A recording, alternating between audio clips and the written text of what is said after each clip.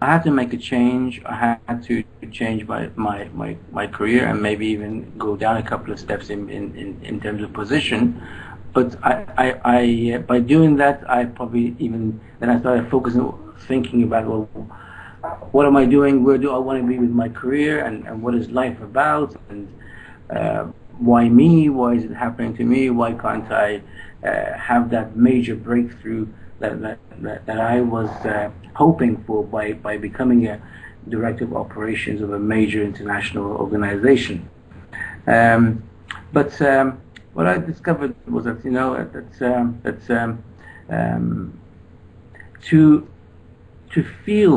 to feel inner peace or inner happiness, you don't need to be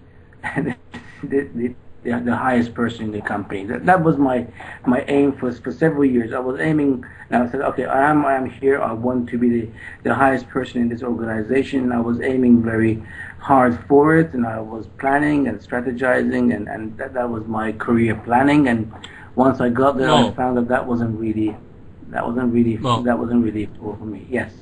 Well, who was that I that wanted that? Who was that I?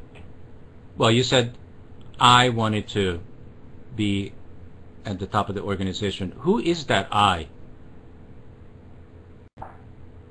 Would you like to explain that a little bit further?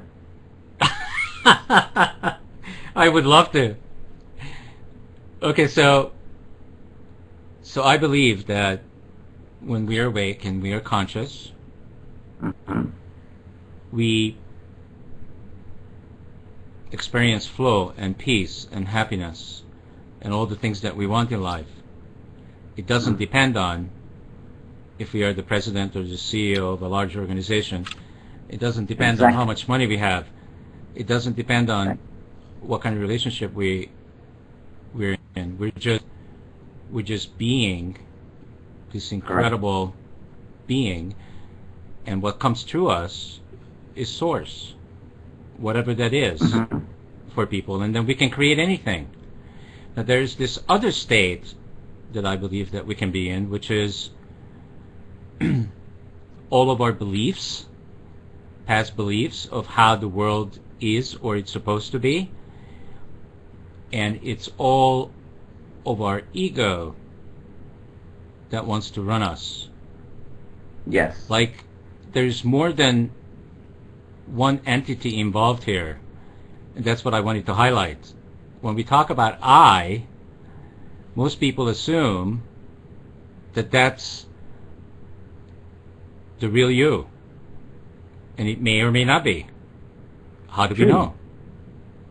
Well, whatever you focus on basically becomes real to you.